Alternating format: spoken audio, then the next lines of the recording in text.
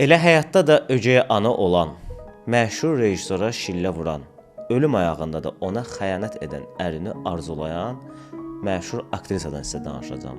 Söhbət xalq artisti Nəcibə Məlikovandan gedir.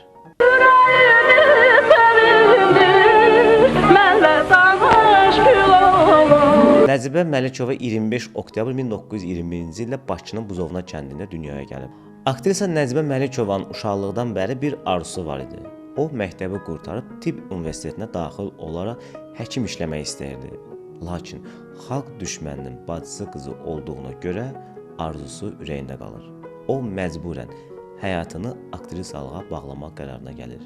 10-cu sinifi qurtarandan sonra sənədlərini könüllü olmadan teatr institutuna verdi və Fatıma Qədirinin sinifinə daxil olur. Təhsilini başa vuran gənc aktrisa öz arzusu ilə Gəncə teatrında işləməyə gedir. Elə Gəncədə işlədiyi zaman Nüsrəddin adlı imkanlı ailədən olan bir kişi ilə tanış olur. Nüsrəddin o zaman bir dəfə ailəli olub, sonra ayrılıb. Bu evlilikdən isə onun oğlu doğulur. Lakin Nəcibə xanımın Nüsrəddinlə tanış olan ilk gündən ona bağlanır və qarşı tərəfin evlilik təklifinə razılıq verir və beləcə evlənirlər. Həyat yoldaşı da onun sənətini sevir. Artıq 2 oğul övladları var idi. Biri yoldaşın ilk nikahından, biri isə Nəcibə xanımla olan evlilikdən. Nəcibə xanım oğluna atasının adını verir. Nüsrəddin bəyin ilk evlilikdən olan övladı onu əvvəllər qəbul etmir, daha sonra doğmalaşırlar. Aktrisanın öz qaynanası iddialı xan qızı gəlinin aktrisa olmasını həzm edə bilmir. Nəcibə xanım özü qaynana sarıdan çox əziyyətlər çəkir. O qədər dözür ki, bir gün onlara qonaq gələn Adil İskəndərov dözməyib onlardan çıxanda Nəcibə xanımın qaynanasına deyir: "Xanım xala, səndən kino çəkəcəm."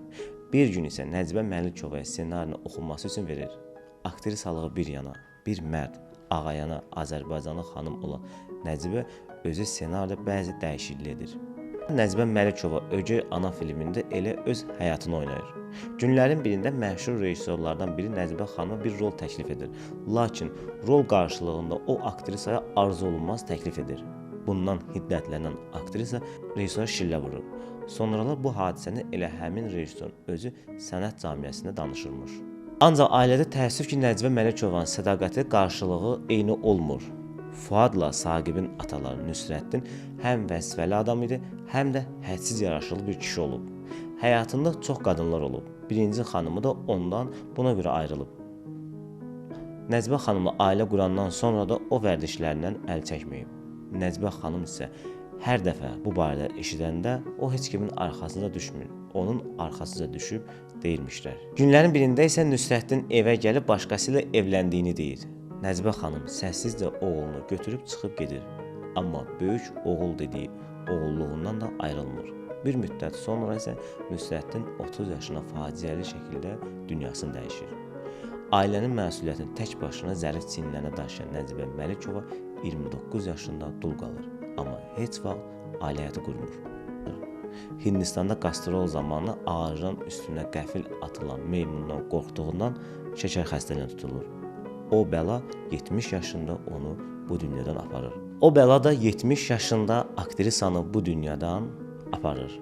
Ölüm ayağında anası Xoşsimanın adını verdiyi nəvəsi Saqibin qızı soruşur ki, nənə, indi yanında kimi görmək istəyirdin?